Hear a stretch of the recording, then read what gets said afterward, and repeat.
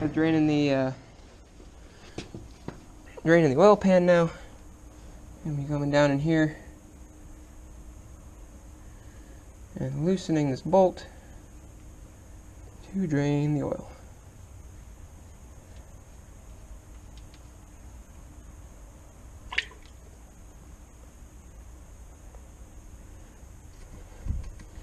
Here you guys go, I'll give you a good look at how this oil looks. She's pretty black. There. She's pretty black. Don't know if this oil's ever been changed, but you can see her going down in there. She's going. Hopefully that bucket's gonna be big enough. I don't think it's gonna be.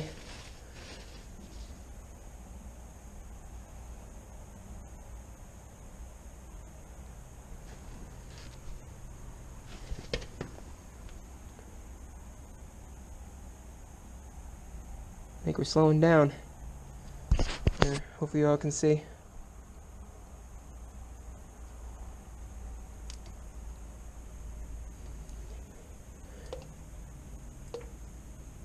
Yeah. The engine's nice and tight if it's glugging like that. But I'm going to go ahead and put the bolt back on.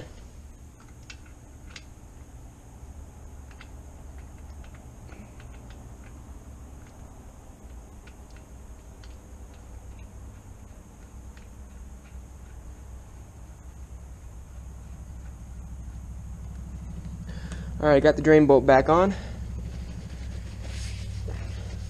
I need to get another bucket. That one is full. So,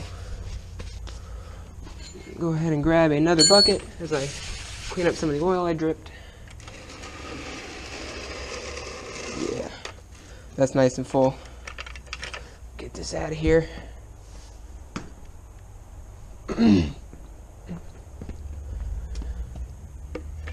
There's my other bucket. Nice and shiny white, but not for long. I'll go ahead and get the bolt back off, and then we'll go get the filter off. One more thing leads me to believe this thing's never had an oil change before is look at the bolt. This paint I cracked off by just removing it. Everything else in this bolt is flawless. It's never been touched. I think this is this tractor's first ever oil change, which is kind of scary. But hey, 120 hours, they want every 200 hours for an oil change, but I don't really know what the break-in oil is doing, if they've changed that out yet. I don't know, guys. I don't know. Alright, last thing before we put the new oil in is go ahead and get this filter off of here. Which looks like my filter wrench will work. Maybe, if I can get enough leverage on it. Let me come from the back side, maybe that'll help. Little trick you guys can learn is if you use some brake clean and spray it on either diesel or spilt oil or spilt hydraulic fluid or whatever, and you spray some of the brake clean on there, it will actually help to dissolve the fluid and help to evaporate it to clean your floor. As you guys can see, my floor isn't getting dry. Anyway, back to the task at hand. Let's get this oil filter off of here. There we go. These are way too tight. Alright, so that filter is loose. Nice thing about this is you can see how it's kind of protruding out from the engine. So when you remove it, it drains directly into the bucket, and you don't have to worry about getting oil all over the engine, which is really nice. Unlike some other tractors I've worked on. Go ahead and drain that filter out of there.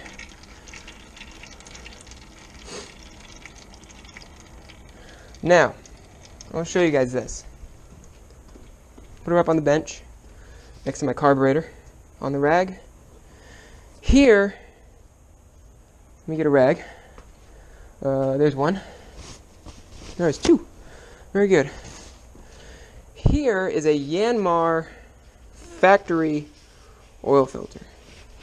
And what I mean by factory is not like, you know, ooh, we got to use a Yanmar filter or a John Deere filter on either a Yanmar tractor or a John Deere tractor. What I mean by factory is this is the filter that came on the engine when they built it. Here is the John Deere filter. You can see it's physically smaller, it's not quite as big of a filter. But the O-ring does line up, as you can see. But notice the John Deere markings, the Deere and Company, how to install the filter. On this one, it's just a black filter, nothing to it. So I believe this is this tractor's first real oil change, which is amazing. But anywho, what I'm going to do is get my rag and clean the surface of this bad boy off, because we can. Right, like that. Then I'm going to reach down in the bucket, get some of the oil, which it's old, but it's not dirty, that's sludgy. And just put some oil there on the gasket of the filter to kind of lube it up and help it seal good. And then you screw it on just like that. And just hand tight, right about like that. John Deere filter now installed. Beautiful. Now what I'm going to be doing, this tractor takes a little over 5 quarts. So all I'm going to do is I'm going to loosen my dipstick so that it can breathe. Take these here quarts of oil and just dump them in like this. I'm using John Deere 1540. Nothing super fancy. It's what they recommend. I like it, so I'll go ahead and use it. But that's what I'm going to be doing. So go ahead and dump the oil in, and then next time you guys see it, she'll be starting up and being good to go. Alright guys, so we got 4 quarts in this thing. I'll show you the oil level here.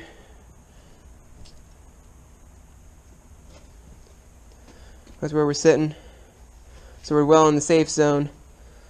So what I'm going to go ahead and do is just start it up and stop it just real quick to fill that oil filter up and make sure we have oil pressure. And then check for leaks.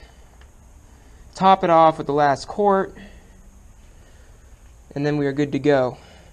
Let's go ahead and fire it up here.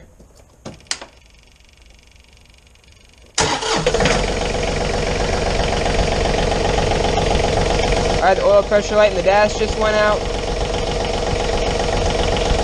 And now we turn it off. Now.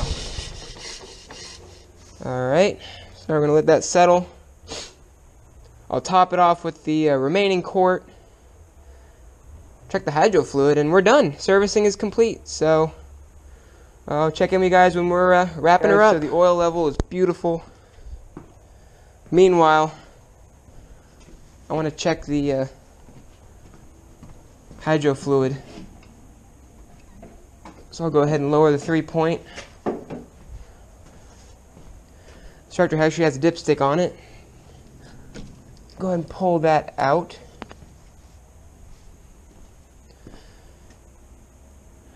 We're down a little bit. Let me test it one last time here. I doubt you all saw that, but just gotta take my word for it. All right.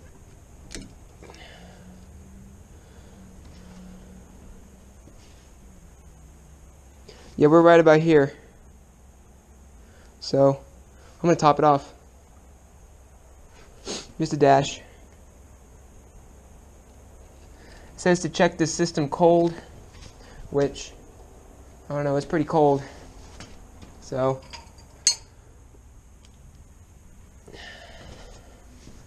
actually what I may end up doing is I already run this thing today. This is where you fill the hydrostatic tranny. Anyway, I'm probably going to end up doing is checking this, tomorrow. So I won't get it on film. Wow, this thing is tight. Goodness gracious. Okay. I'm going to have to get a funnel to do this, but that's how you check it and how you put stuff in it. By pulling this here cap off. And there you go. But I'll do that tomorrow because I have run this thing today and I want to check it when it's like not been run at all. But what we're going to do now is go ahead and start it up, check it for leaks. I'm not going to talk because you guys aren't going to be able to hear me, But we'll start it up, let her run, see how she does.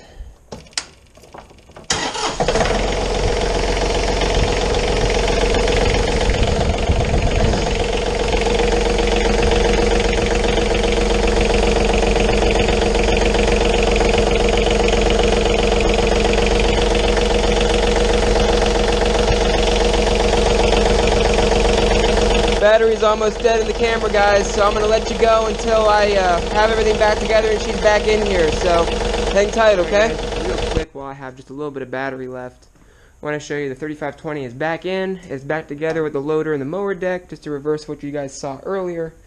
I did a little tiny bit of mowing with it. Not like severe mowing, just a couple passes with some leaves, just to make sure everything was good. Check the oil level, everything's good, not seeing any leaks or nothing.